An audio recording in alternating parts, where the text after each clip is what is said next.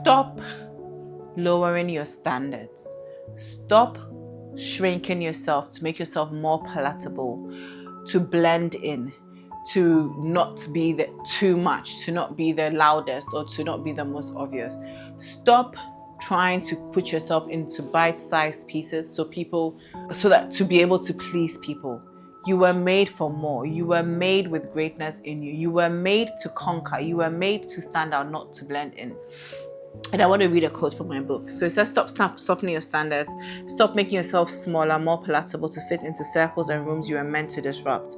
You were never meant to blend in. You were meant to stand out, to walk into a room and shift the entire frequency. But that doesn't happen when you're busy proving your worth to people. Stop performing humility for the comfort of people who can't handle your greatness. Stop editing your excellence just to avoid being called too much. You're not too much. You're made in the image and likeness of God.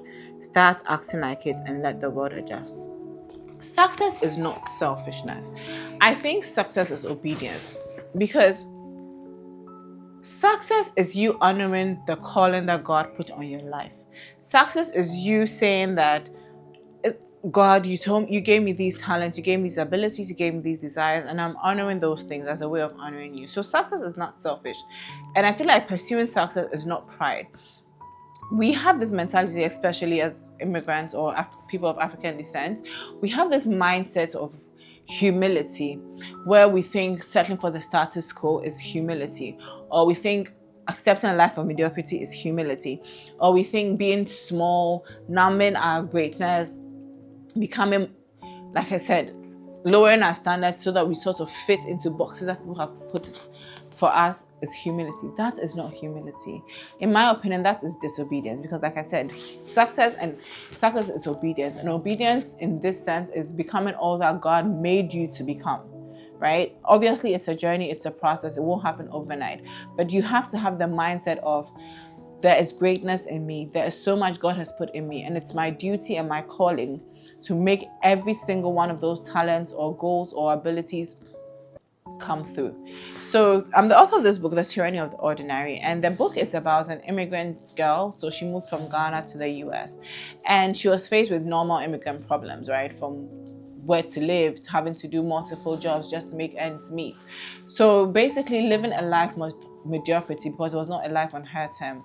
She had to toe the line of the status quo, until one day she remembered the scrolls that her grandfather gave her, and the scrolls had principles that she started incorporating into her life and was able to turn her life around.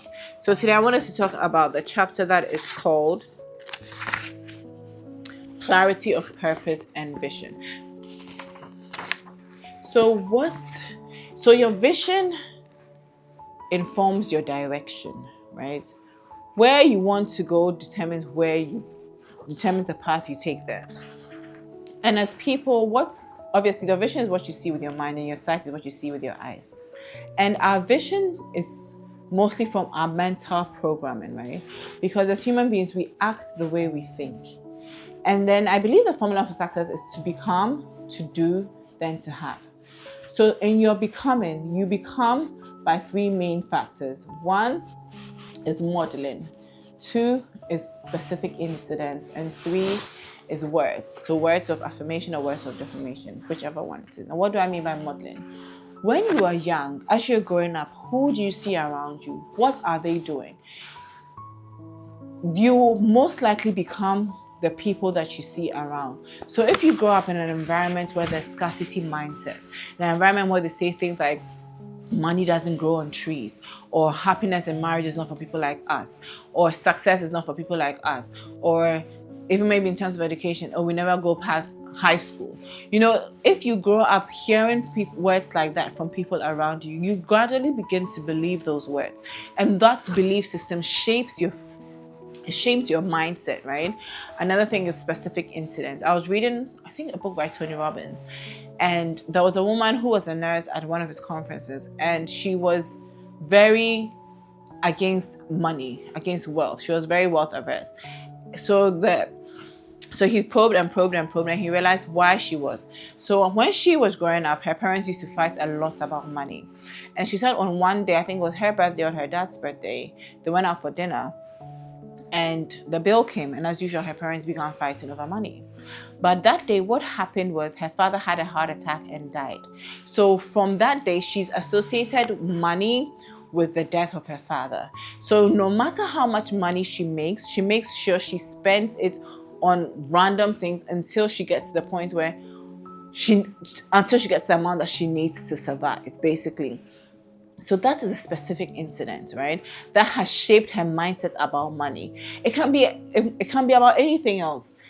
But most of the time, specific incidents shape our mindset about what we believe about a thing. So let's say even generosity, right? Maybe you know an uncle, you know an auntie who was kind to someone, and then the kindness brought back something. Maybe like the person gave someone a lift, and then ended up being raped or hurt or robbed. That was a specific incident, and that had a message, and that message has become part of your mindset. And the last one is modeling with words, right? Which I spoke about earlier. The words you've heard and the words you end up speaking. So when you grow up and you hear stuff like, this is not for people like us, this is not for people like us, you grow up to believe it and you grow up to start saying it.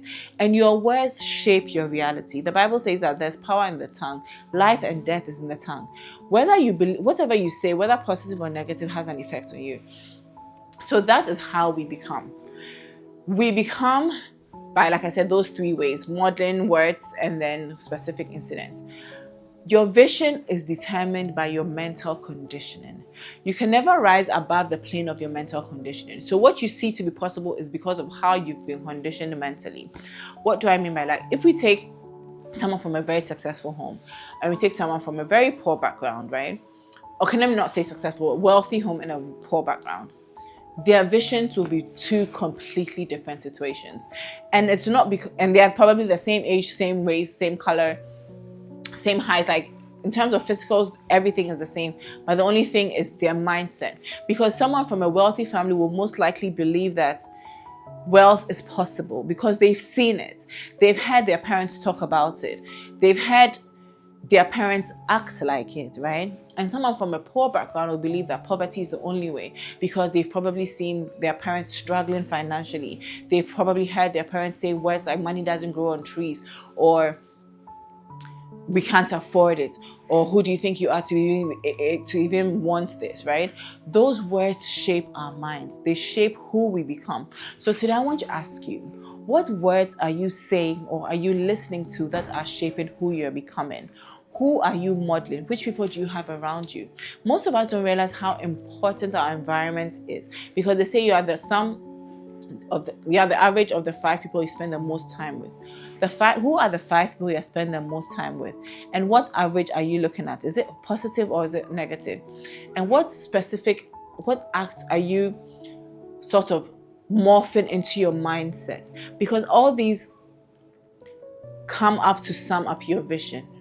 What do you want out of life? That is the ultimate vision you should have for your life. What do you want out of life?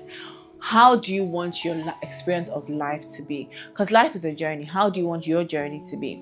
We have different journeys. We have journeys with, if you're sitting in a Lamborghini on a road in East Legon, your journey will be very different from someone sitting in a Land Cruiser on the same East Legon road, right? Because there's so many potholes and there's so many bumps. But the point is, what is your vision for your life? When you think about your future, your life, your destiny, what comes to mind? And like I said, the story is about a young immigrant child who moves from Ghana to the US. And then she is faced with, as soon as she gets here, she's living with her cousin. Her cousin kicks her out. So now she's faced with being homeless. Luckily, she's able to go and stay with her friend. But then obviously, those are not the most ideal of conditions. But she had a vision for herself.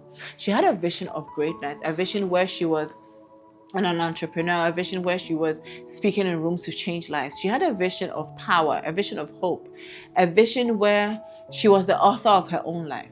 So even though she was homeless, sleeping in people's couches, where she was sometimes sleeping even at the train station, that vision kept her going. That's why I want to ask you today, what is your vision for your life?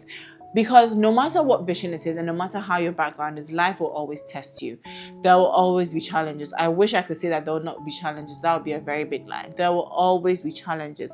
It can be health challenges, physical challenges, financial challenges, societal. There will always be challenges.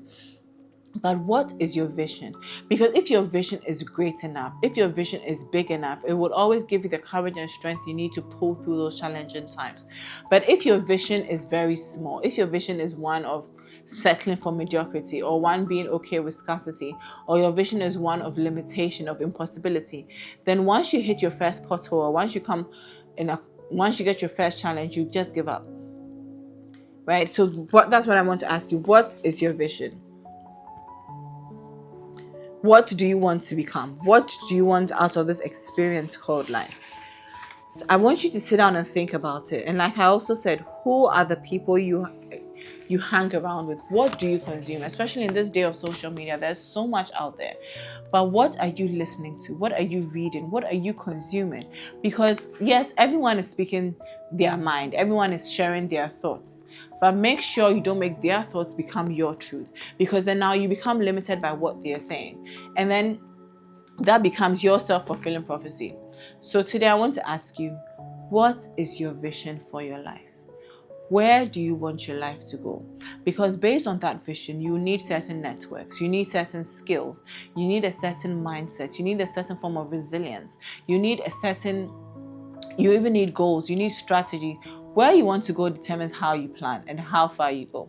If you're going to Iceland, you pack very differently than if you're going to Dubai, because Iceland is cold and Dubai is hot. If you're in Dubai and you're wearing jackets upon jackets, you probably pass out because of the heat.